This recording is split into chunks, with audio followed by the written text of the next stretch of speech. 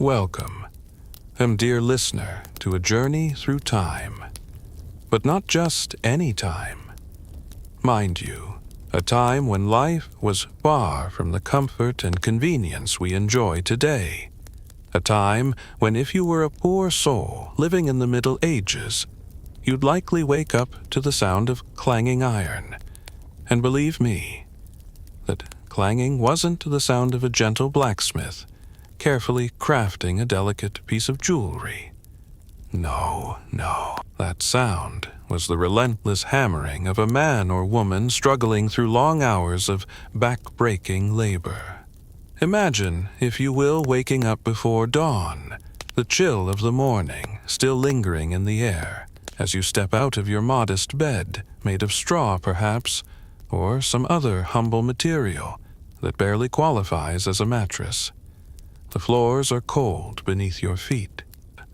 You rise perhaps with a groan, pulling on whatever work clothes you have available.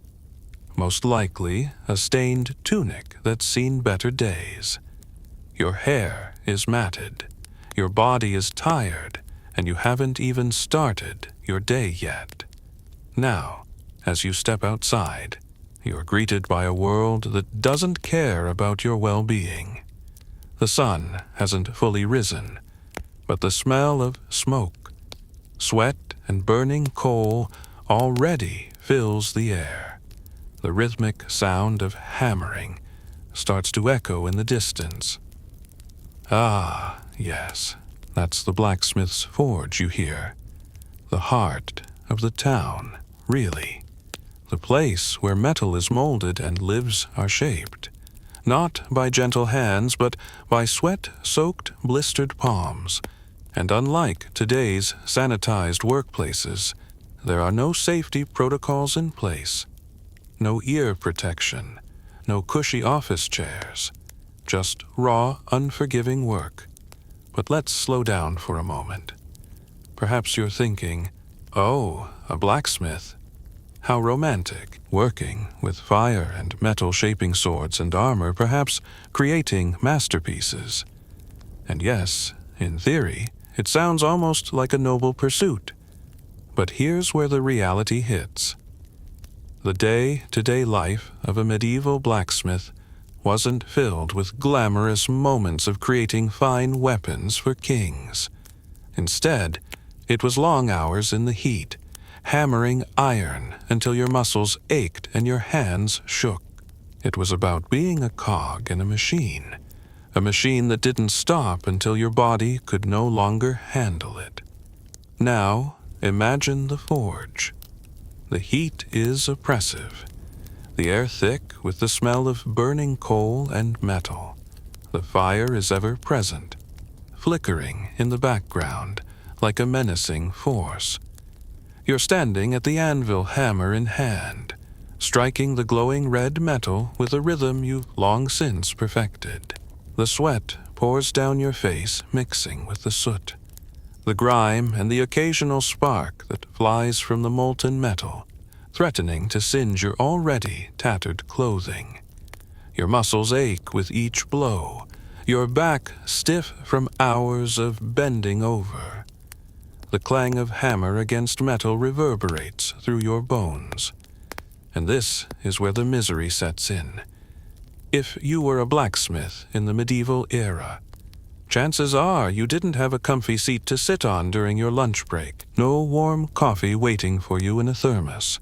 Instead, you'd be hunched over your anvil, your face flushed with the heat, your body sore from the unrelenting task of forging tools, weapons, and horseshoes. And let's not forget the constant noise, the hammering, the sizzling of the metal as it meets the cold water, the hiss of steam rising into the air. It's as though the world itself is constantly yelling at you, never giving you a moment of peace. As we take in this picture of medieval life, it's important to pause and recognize one key thing. Life today is very different. We no longer wake up to the sound of metal hammering or the constant danger of burns and blisters. Instead, we have comfortable beds, heated homes and cushy office jobs. Or if not that, at least we have the option to rest our aching backs whenever we need to. We have modern tools that make life easier, and even the hardest of tasks can often be completed with a fraction of the effort medieval workers had to put in. And yet how often do we take these comforts for granted? So as we guide you through the grim, smoky reality of medieval blacksmithing, imagine yourself standing there in the heat hammering away. The noise, the sweat, the discomfort. How long could you last? And as you listen, remember to be grateful for your modern conveniences, for you are about to drift off to sleep in a world far removed from this one. With that, dear listener, we'll begin our exploration of the blacksmith's life in more detail. But before we dive into the backbreaking physical demands of the job, let's take a moment to reflect on how drastically different life was back then. The comforts we take for granted, our soft beds, our cold drinks, our quiet nights are luxuries that the blacksmith of the medieval era could scarcely imagine. But don't worry, we'll get into the specifics soon enough. For now, just take a deep breath. Let the soft sounds of your surroundings guide you into a gentle state of relaxation. Imagine the blacksmith's forge in the distance, the rhythmic hammering slowly fading into the background as you ease into sleep. Picture this. You've been at the forge for hours. The heat is so oppressive it feels as though it's seeping into your very bones. Your shirt is drenched in sweat, but there's no time for a break. There's work to be done. Your arms already aching from swinging the heavy hammer for what feels like an eternity, are beginning to shake. Your grip is tight on the handle, but your fingers are raw. The blisters long past the point of comfort. You can feel the burn in your muscles with every swing, but the work doesn't stop. The anvil is unforgiving.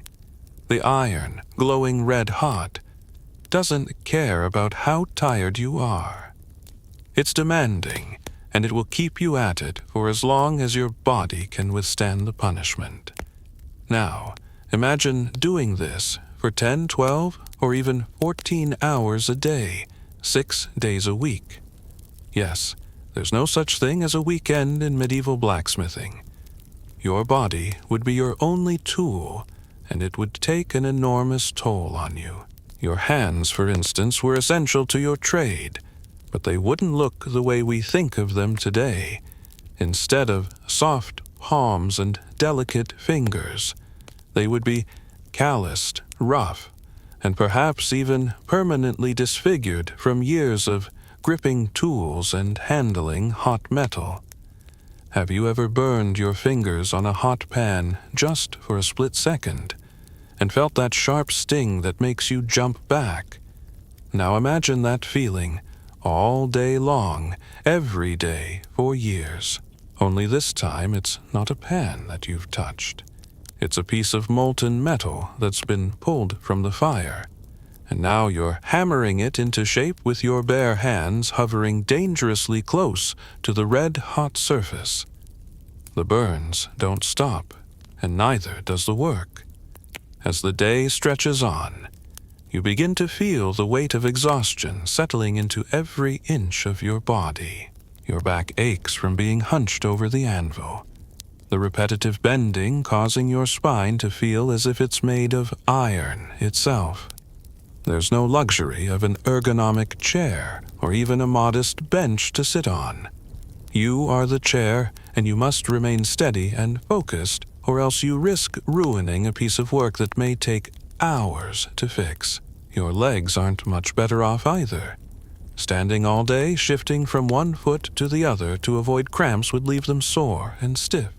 You'd probably find yourself stumbling a little by the end of the day, your feet aching from standing on a cold stone floor, surrounded by the ever-present heat of the forge.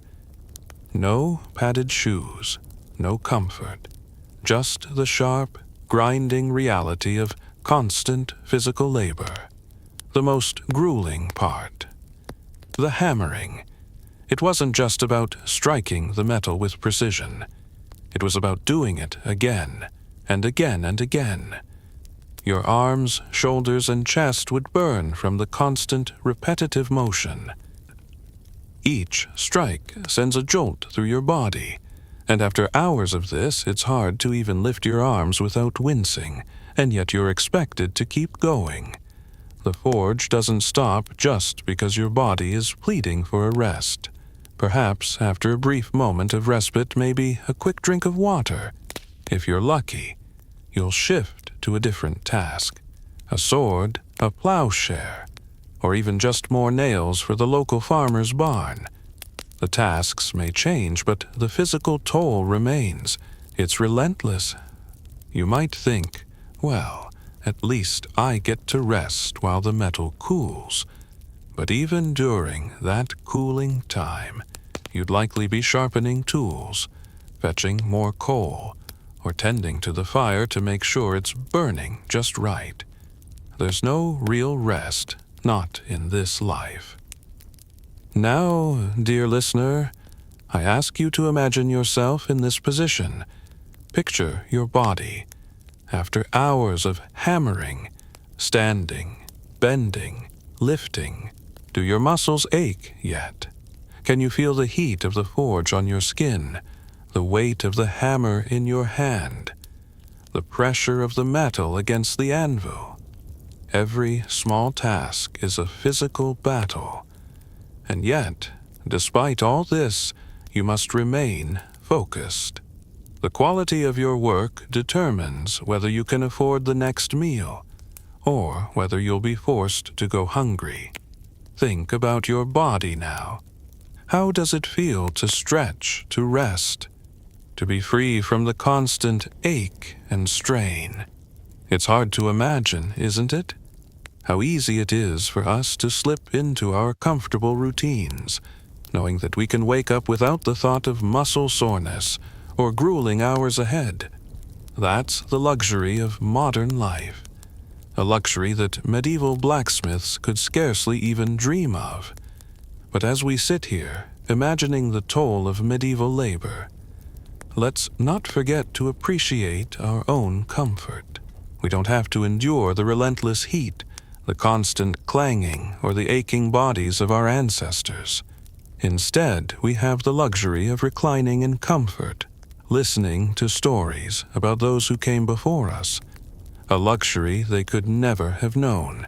And so we move on.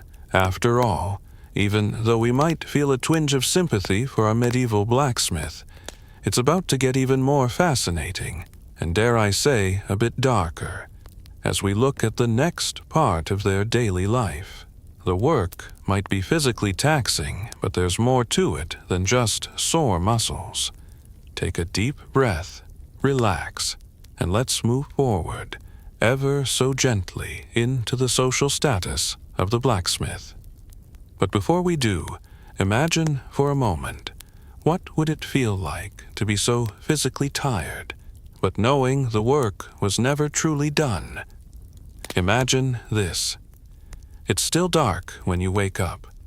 The sky is just starting to lighten, and the air is cool, though you know that will change soon enough. You stretch and yawn, your body protesting already sore from the day before. There's no modern convenience to ease you into the morning. No warm shower, no cup of coffee waiting for you. Instead, you rub your eyes, put on your work clothes, and step into the day that awaits you. You stumble into the forge, squinting as your eyes adjust to the low light.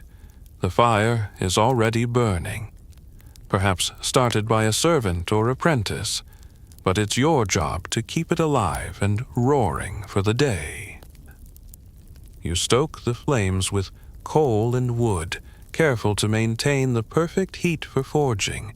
If the fire dips too low, you risk wasting precious time trying to get it back up. If it's too high, you could burn your work, or worse, injure yourself. It's a delicate balance. Your first task, the anvil. You don't have the luxury of choosing which piece you want to work on your day. Is dictated by what needs to be done. There's no time for creativity or flair. You pick up your hammer, the weight of it familiar in your hand, and you begin to strike over and over again, shaping metal that's been heated in the fire. It doesn't matter if it's for a plowshare, a horseshoe, or a sword. The work is the same. Heavy, repetitive, and never-ending.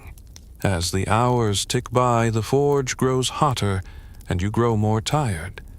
The smoke fills the air, the acrid smell of burning coal and metal mixing with the sweat on your skin. You try not to breathe in too deeply. It's hard on your lungs, but there's no escape. You've probably already forgotten what fresh air smells like, but no matter, you've learned to accept it. The grind is constant, and you are a part of it. You work straight through the morning, pausing only to grab a quick drink of water, or perhaps a small, tasteless piece of bread. There's no time for a real meal. Who could eat when you're covered in soot, your hands still gripping the hammer, and the forge continues to demand your attention? The hours blur together. The only sounds are the rhythmic clang of metal on metal, and the occasional hiss of steam as the hot iron meets cold water. And yet, even though the work is monotonous and exhausting, there's still more to do. A blacksmith doesn't get to rest at the end of the day. They're on the clock for as long as the job requires. In the medieval world, there were no union rules, no labor laws to ensure a fair work-life balance. If the work didn't get done today, there might not be enough money to feed your family tomorrow. So you work and work and work some more. By midday, the heat of the forge has taken its toll. You're soaked with sweat and your muscles are screaming for relief.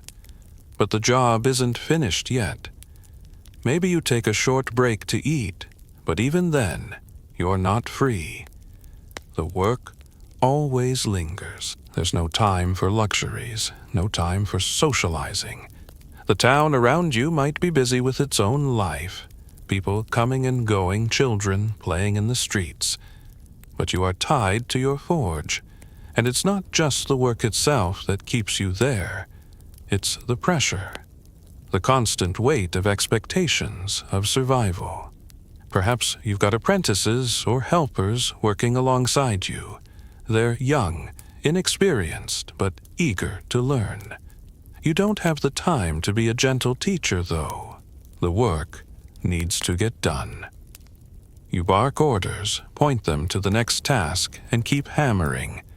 The apprentices will learn the trade by watching you work, but they won't get the luxury of a slow, steady pace. Everyone in the forge has to work hard to keep the business running. As the day stretches on, fatigue sets in.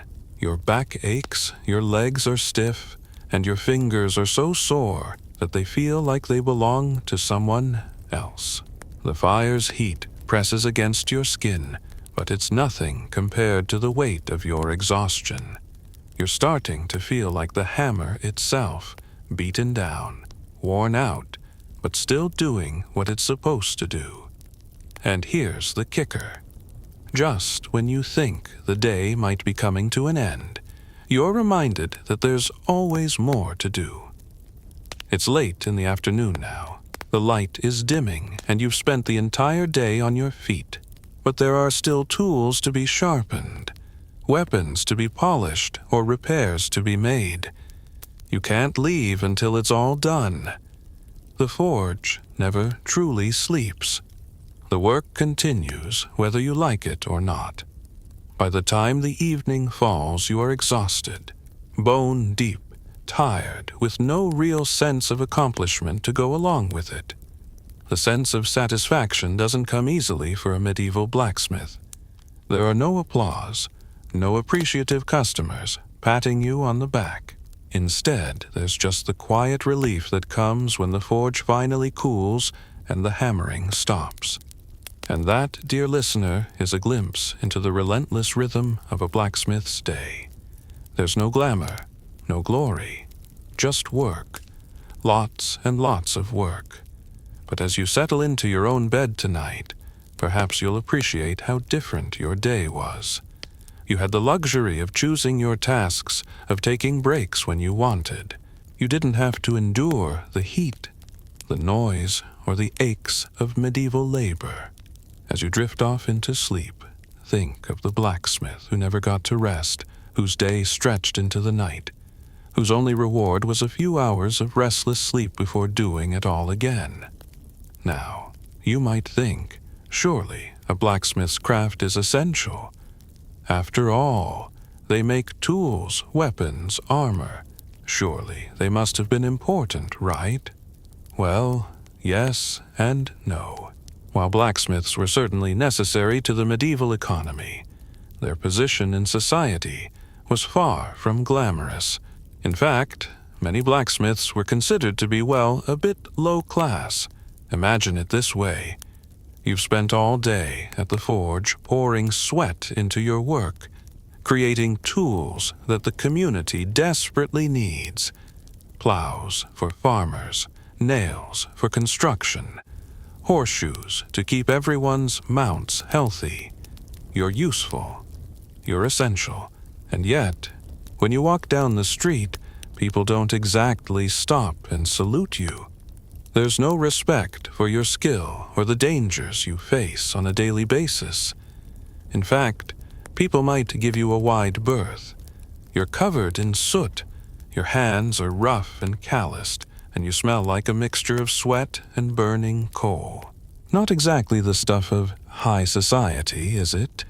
In a world where social status was largely determined by land, wealth, and family, ties being a blacksmith placed you squarely in the working class.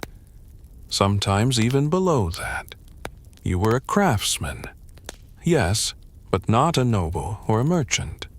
And while a blacksmith's work might be physically demanding, it didn't exactly carry the same prestige as, say, being a knight or a priest. You weren't earning accolades or titles. You were, for lack of a better word, a tool maker in every sense of the word. Let's compare it to today. Imagine if a highly skilled, indispensable profession was not only undervalued, but also largely ignored by the rest of society. What if, say, engineers, the very people who build and maintain the infrastructure that keeps us moving, were treated as invisible? What if they worked tirelessly, and yet the moment they left their work site, they were barely acknowledged by anyone around them? That, in a nutshell, was the life of a medieval blacksmith.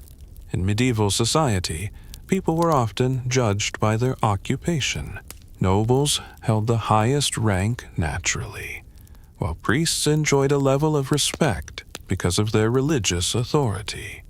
Merchants, although considered to be of higher standing than a blacksmith, had a somewhat questionable reputation. After all, many merchants made their money by trading goods rather than creating something with their own hands. But a blacksmith? Well, let's just say that while your work was critical, your social worth was often less than stellar. And here's the kicker. Even though blacksmiths were constantly working, providing essential services that everyone depended on, they didn't have much say in the running of things. They didn't sit at the table where decisions were made. They weren't consulted on important matters of governance. They were needed certainly, but not appreciated. They were the workers, the grunts, the ones who made the gears of society turn, but without so much as a nod of recognition from those in power. So let's break this down. In a medieval town, you'd have the peasants, the workers, the tradespeople, and the nobility. Blacksmiths fell into the first two categories, but not quite in a way that made them proud. They were necessary. Yes, but they were still common folk in the eyes of most others. You might be the best blacksmith in the kingdom, creating the finest swords and tools, But when you walked into a local tavern, you'd be sitting with the farmers and the carpenters, not the lords or the clergy. Now imagine that reality sinking in.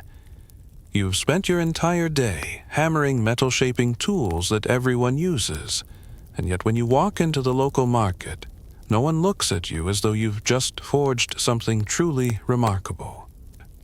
People are too busy gossiping about the local lord's new horse, or the latest scandal involving the priest. They don't look at you and say, "Ah, that's the man who made the sword that protected our town from invaders." They just see you as the sweaty, soot-covered person who provides a necessary service, but doesn't deserve much more than a passing glance. And here's where it gets a bit darkly humorous. Imagine, after a long day of blacksmithing, walking into your house and sitting down to a meal with your family. You've given everything to your craft. Your body is sore. You're tired, but at the end of the day, who's going to thank you for the plows you've made, or the tools you've forged? No one. You've simply done your duty. There's no fanfare, no applause, just the quiet hum of a life lived in service to others. But you never get the recognition you truly deserve. Now don't get me wrong, being a blacksmith wasn't terrible. It wasn't like being a beggar or a laborer who had to toil under the hot sun in a field all day. Right? At least a blacksmith had a craft to call his own. But let's not romanticize it too much either. Despite the essential nature of the work, the blacksmith didn't receive the honor or prestige that one might expect. And dear listener, as you settle into the warmth and comfort of your own bed, consider for a moment how different that life must have been. Imagine the long days of tireless work, the sweat, the exhaustion, and the lack of recognition. Now, breathe deeply. Let that contrast wash over you as you prepare for sleep, knowing that today's world offers you far more comfort and respect than the blacksmith could have ever imagined. At this point, you've walked in the soot-stained shoes of the medieval blacksmith, feeling the aches of long hours, experiencing the unappreciated grind of hard labor, and imagining the social position of someone whose daily work kept the world moving, but didn't come with a crown or a banner of honor. But as we gently glide further into the depths of this historical exploration, it's time to take a closer look at something equally grim, the working conditions that made every day even more unbearable. Let's paint the picture, shall we? You've spent the morning hammering away at the anvil, the fire of the forge almost suffocating in its intensity. It's hot, oh so hot. The temperature in the workshop regularly climbed far above what your body can endure comfortably. In fact, the temperature around you often reached levels that modern work environments, safe, cool, and controlled, would simply never allow. The forge itself blazes like a beast, its breath scorching as you tend to it, shoveling in more coal to keep the flames just right. You sweat, of course, that's to be expected, but the constant heat doesn't just make you uncomfortable. It wears you down, day after day. There's no escaping it. No air conditioning, no fans to cool you off, just the constant burning heat that fills every inch of the space. Have you ever been in a room that's too warm where you can't seem to cool down no matter what you do? Imagine that feeling, but for hours, all day. And then as the day wears on, you become so accustomed to it that it feels almost normal. Almost. But it's a low hum of discomfort that never truly leaves you. Let's not forget about the noise, the clang of metal against metal, the rhythmic pounding of the hammer, the hiss of steam as hot iron meets cold water. It's a cacophony, a soundtrack of perpetual work, and it never stops. Not for a moment. You can't escape it. Your ears begin to ring, but that's just part of the job. It's hard to imagine it. But living day in and day out with that sound, you'd be exhausted from the noise alone. Imagine it now. The harsh clang, the relentless thrum of the hammer. It burrows into your skull, never letting you forget that there's no respite. You long for silence, but the forge demands your attention. The smell, too, is something you can't escape. That thick, acrid scent of burning coal and metal. It sticks to your skin, your hair, your clothes, your hands, once delicate and soft, are now cracked, scarred by the heat and the sharp edges of the tools you work with. You've long since stopped caring about the way you smell. After all, who would notice? Everyone around you is in the same state, covered in soot, sweat, and the smell of the forge. It's a way of life. Now, picture your feet. They're swollen from standing all day. The stone floor of the workshop is cold and unforgiving, but you don't have the luxury of sitting down. There's always something to do, something to fix, something to forge, something that won't wait. You move from task to task, your legs aching, your back stiff from hours of bending over the anvil. You can't remember the last time you had a proper break. It's not that you don't want to rest, it's just that resting isn't an option. Not when the work needs to be done. Perhaps for a brief moment you try to step outside the forge. You take a few hesitant steps into the open air only to be greeted by the scent of burning wood and coal, which clings to your clothes like a second skin.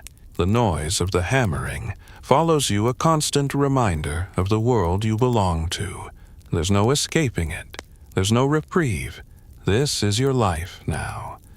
But even in the heat, the noise, the smells, and the aching body, the most dangerous part of your day might be the tools themselves. A blacksmith's workshop was filled with weapons, sharp edges, and burning coals, each of which carried a risk. One wrong move with the hammer, one slip of the tongs, and you could end up with a severe injury. Burns were common, cuts were even more frequent. A blacksmith was always at risk of slicing open a hand while sharpening a sword, or burning themselves while lifting a hot metal rod from the fire.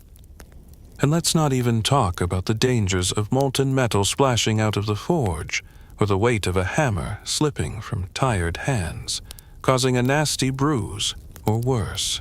Unlike today, where we have safety standards, medical attention on call, and protective gear, the medieval blacksmith had only their wits, and sometimes not even those. If you suffered a serious injury, you were left to deal with it as best as you could. There were no doctors to rush to, no first aid kits. If you were lucky, you might have an apprentice or fellow blacksmith who knew how to tend to basic wounds, but that was about it. Often, people didn't survive injuries that we would think of as minor today. And here's where the reality of medieval work conditions becomes painfully clear. You didn't stop working just because you were injured. No, that would be a luxury you couldn't afford. If your arm was burned, if your hand was cut, if your back was aching, you still had to keep going. The work had to be done. No one was going to do it for you. And you couldn't just take a sick day and relax on the couch with some soup. You couldn't pop a painkiller and call it a day. You worked through the pain. You worked through the exhaustion. You worked until your body could no longer handle it. As you lie here, safe and warm, I want you to reflect on how different that is from your own life. How lucky you are to rest, to sleep, to recover without the constant threat of injury, heat, or exhaustion weighing you down. Imagine how it must have felt for the blacksmith to never have the luxury of truly resting.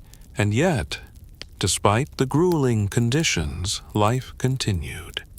The forge never stopped burning. The hammer never stopped ringing. The work never stopped. But as you drift off to sleep, dear listener, you can rest easy, knowing that your modern world is far more comfortable than that of the medieval blacksmith.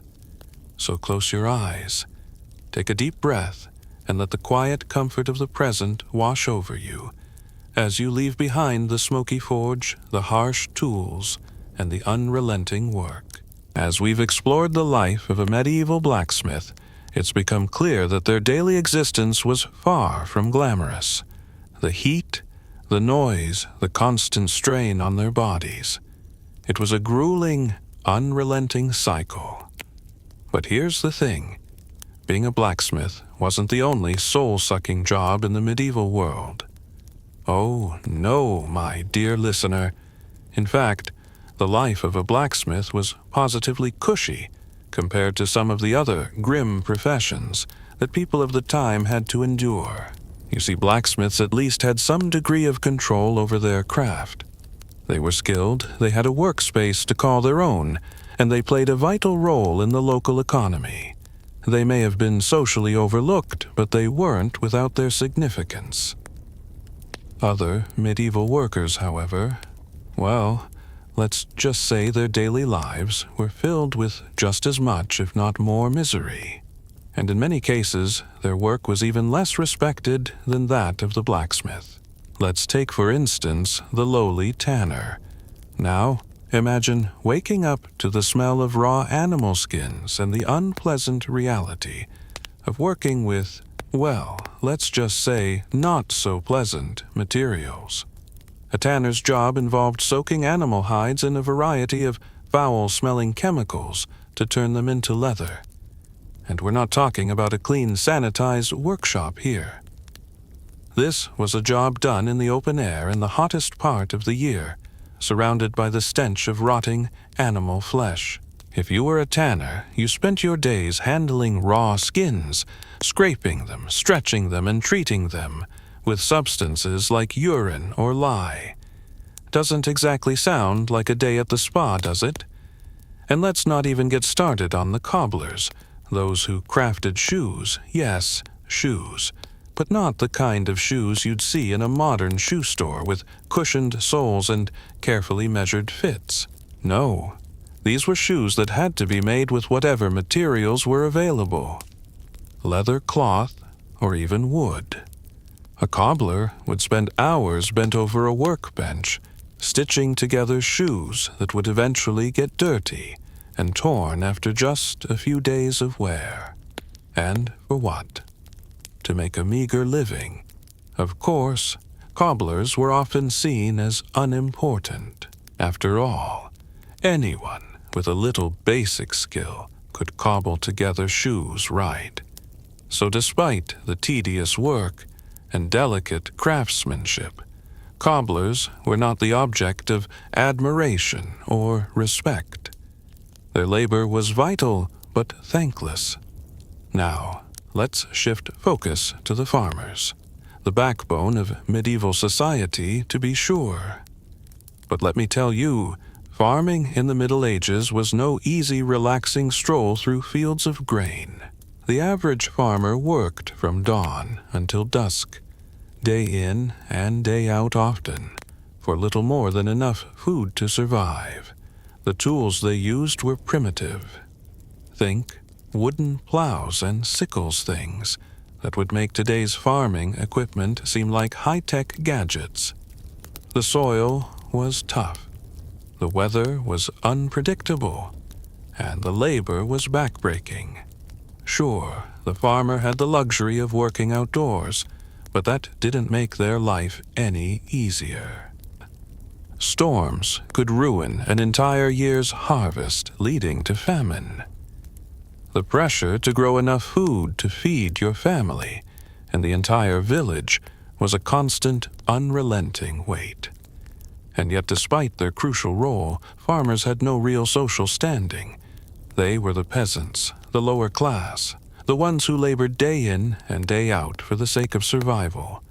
No recognition, no glory, just endless work. Then there were the weavers, those who spent their days spinning wool or linen into thread, weaving that thread into fabric, and producing the textiles that were essential for clothing, blankets, and all sorts of goods. A weaver's workshop was filled with the constant hum of spinning wheels and looms, the air thick with fibers. And while weavers may have had some respect for their skills, they were still working in cramped, stuffy spaces for long hours. Their hands would cramp from the repetitive motion of the spinning wheel. Their eyes would strain from the constant, close work of weaving. They lived their lives in relative isolation, their bodies stiff from the repetitive nature of their tasks. They weren't getting rich from their work, far from it. The fabric they produced may have been sold for a modest profit, but it wasn't the kind of job that brought you fame or fortune. And let's not forget about the chimney sweeps, who, if anything, had one of the most miserable jobs imaginable. These were the poor souls who were tasked with climbing up chimneys to clean them, removing soot and debris. The job itself was filthy and dangerous. If you've ever seen a chimney sweep in old paintings or movies, you might think it was a somewhat whimsical occupation. But in reality, chimney sweeps often suffered from lung diseases caused by inhaling soot. The soot would cover them from head to toe, and the work was physically demanding. It required crawling up tight, narrow chimneys and scraping away the grime that built up over time. This was not the kind of work you did for fun, nor was it the type of work that made you a respected member of society. Chimney sweeps were much like blacksmiths in demand, but unappreciated, facing long hours and dangerous conditions with little recognition. As you can see, the life of a blacksmith, while undoubtedly harsh, was by no means unique in its difficulty. Every medieval job carried with it its own form of misery, its own physical toll, its own lack of prestige. Whether you were shaping metal, spinning wool, or scrubbing chimneys, life was hard.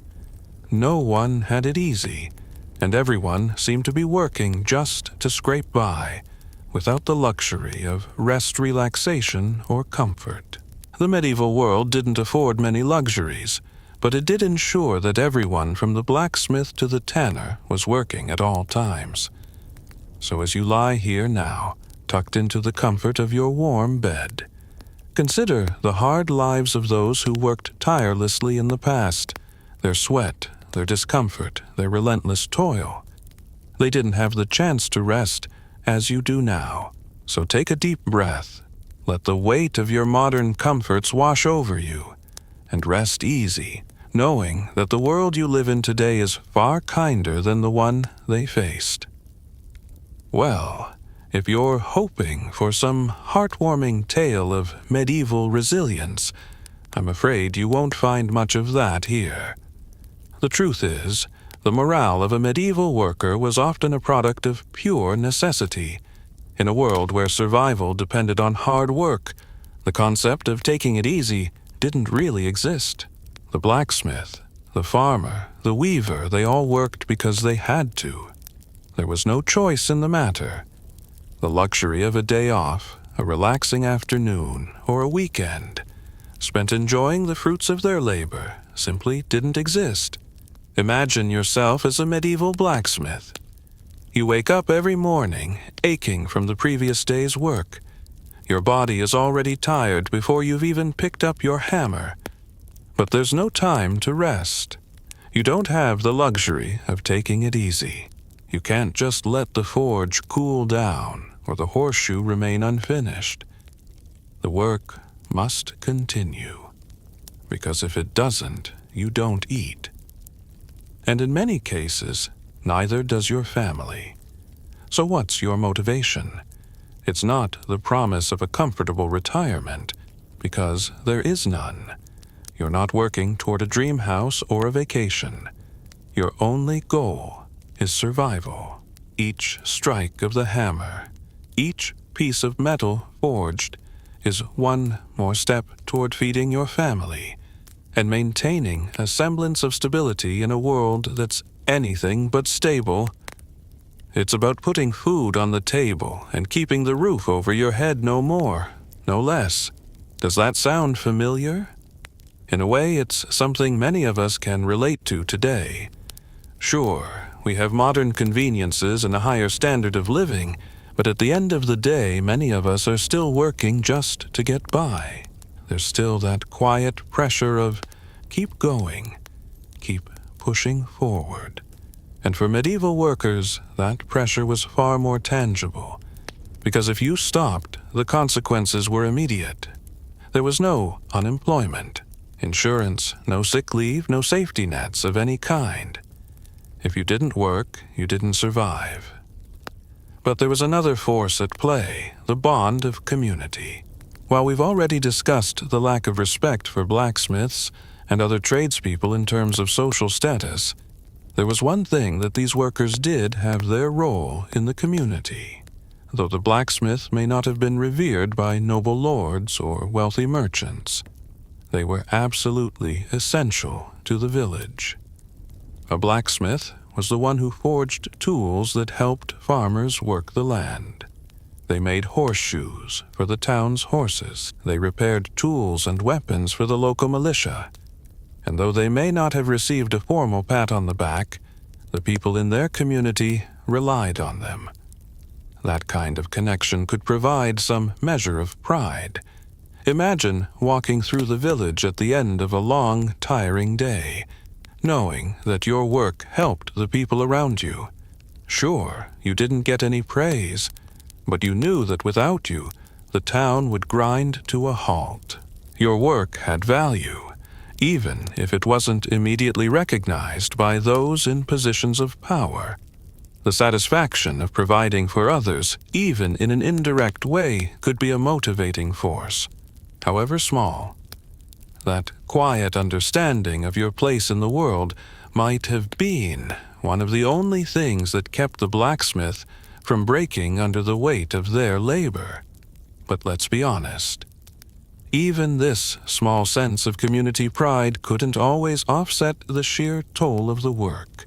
It was more of a coping mechanism than a true motivator.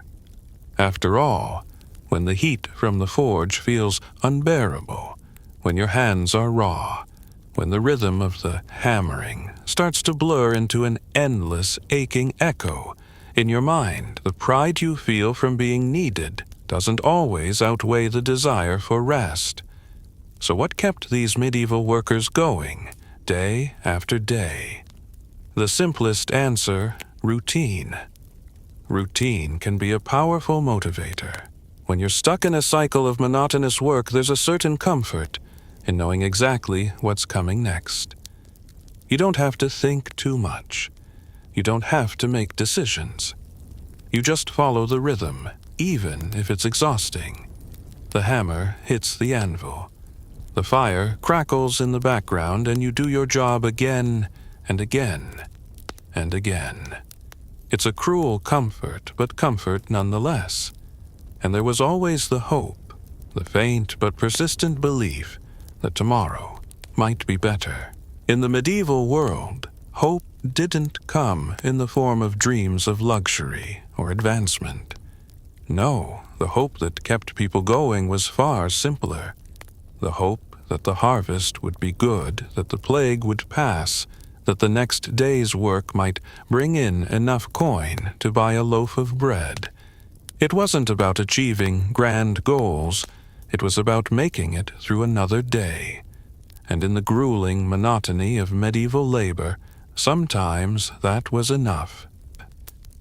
But here's the kicker. Through all of this, there was also a sense of grit. Grit, that quiet, stubborn perseverance that allowed workers to push through pain, exhaustion, and frustration. Because let's face it, you had no choice. The work didn't stop, and neither could you. Maybe you dreamed of a better life.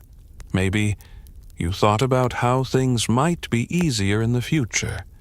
But more often than not, you simply kept going, because that was the only option.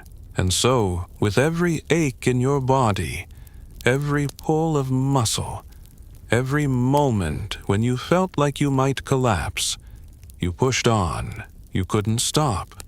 The forge wouldn't wait. Your family couldn't wait. The village couldn't wait. The work had to be done. And so, you did it. Every single day. As you lay back, now comfortably in your warm bed, consider how different that reality is from your own life. We have the luxury of taking a break whenever we need it. We can rest when we're tired. But for those medieval workers, rest was a luxury they could hardly afford. As you drift into sleep, think of them. Those men and women who carried the weight of the world on their weary shoulders, never stopping, never resting, always pushing forward, even when their bodies and minds screamed for relief. As the sun begins to set, casting long shadows across the village, you look at the work before you, a plow, perhaps, or a freshly repaired weapon for the local militia. It's done, or at least it will have to do. There's no such thing as perfect here. It's not about flawless work. It's about getting it done. And in the medieval world, getting it done was often enough. It wasn't about accolades or recognition. It was about survival. But as you step back from the forge, stretching your aching limbs, there's no sense of relief. The day may be over, but tomorrow's work is already waiting for you. You know that you won't be able to sleep soundly for long. Tomorrow you'll rise early, drag yourself back to the anvil, and start all over again. There's no real end to the day when you're a blacksmith. The work is a constant cycle, one that never truly stops. Now, contrast this with the life you lead today, as you lie here, perhaps nestled in the comfort of a warm bed. You might find yourself appreciating the simplicity of being able to rest at the end of your day. The blacksmith, their rest came in brief snatches of sleep, lying on a humble bed of straw, or perhaps a simple wooden frame. Nothing like the comfort that many of us have now, and even that brief respite was often interrupted by the sounds of a world that didn't stop. The village, the animals, the town crier. Life went on whether you were ready for it or not. But here's the thing. Even in the grim monotony of the blacksmith's day, there were those fleeting moments when their work, however difficult, however exhausting, would serve a larger purpose. The plow they forged helped feed a family. The horseshoe they created kept a noble steed in good health. The weapons they crafted could protect the town from invaders. These were small victories, but victories nonetheless. It wasn't glamour or glory. It was the simple satisfaction of knowing that without their craft, the world would be a little less functional. The blacksmith may not have received recognition for this, but the people around them couldn't deny that their work kept society running. And so, as the day winds down, you may find yourself reflecting on the quiet dignity of the medieval worker. Their lives weren't easy. They weren't cushioned by comfort or luxury. But there was something undeniably powerful about their ability to keep going, no matter the cost. They were the unseen backbone of society, the ones who labored in the background to make the world work. And while we may no longer have to endure the same hardships today, it's worth remembering that the conveniences we take for granted were built on the sweat, blood, and grit of those who came before us. As you drift into the soft embrace of sleep, Think about that for a moment. Think about the unrelenting rhythm of their lives, the struggles they faced, and the strength it took to keep moving forward. And then feel gratitude for the quiet comfort of your own bed, your own life, one where you can rest, recharge, and face tomorrow without the same burdens. In the end, you might find yourself a little more appreciative of the simple joys of modern life, the luxury of rest, the convenience of a warm shower, the comfort of a soft mattress beneath you. Because, dear listener, these are things that the blacksmith and many others like them could only dream of. So sleep well, knowing that the hammering of the forge is far behind you now. The fire has cooled, the anvil stands still, and you, in this moment, can rest easy.